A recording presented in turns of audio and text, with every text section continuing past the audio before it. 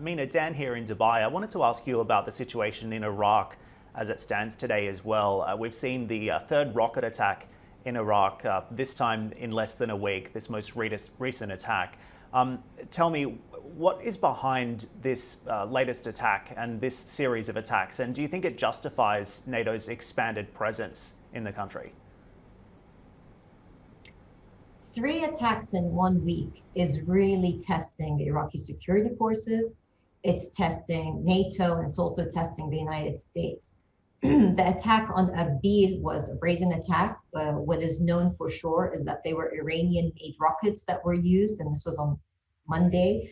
And then it was followed by an attack on Balad Air Base, again, one that American forces used, and then again yesterday on the Green Zone.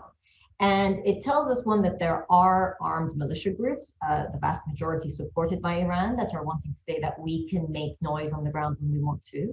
Is to see how will the new American administration react. And it's been disappointing so far to see them saying the noise from Washington is that we will decide when we will respond to these attacks. And people in the region have been joking that's usually what Syria would say when there are attacks on its grounds, and the government really has no ability or inclination to respond.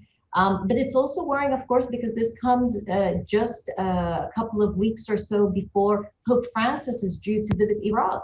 And he's supposed to be spending 3 days there between Baghdad, Erbil, Nasiriyah, Mosul, and importantly, Najaf.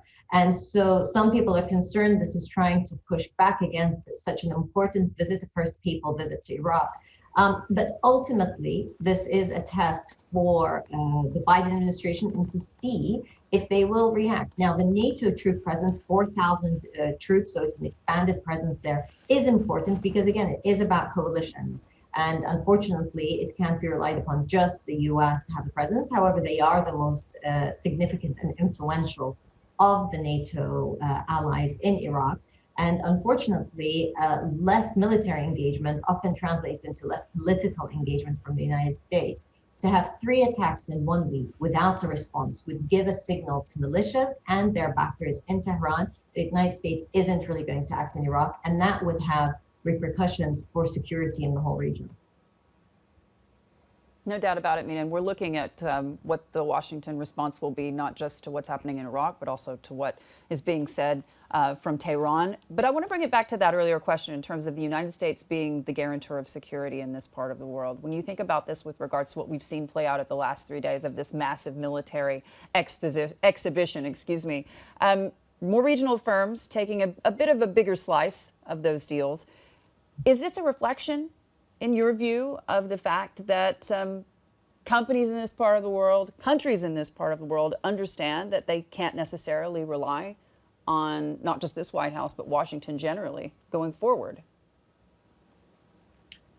Absolutely. It's this diversification. One, it's local industries, but two, also other countries. There is a significant Russian presence at IDEX here in Abu Dhabi. There are also countries from Slovakia through to France who are here also cutting deals.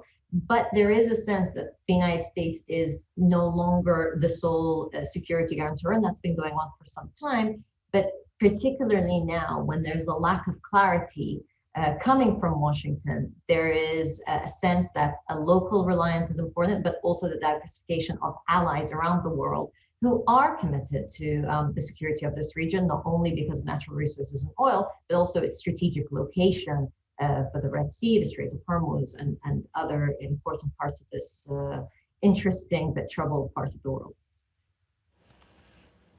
Mina, we're going to have to leave it there. Thanks so much for joining us. Mina Al-Oraibi from The National.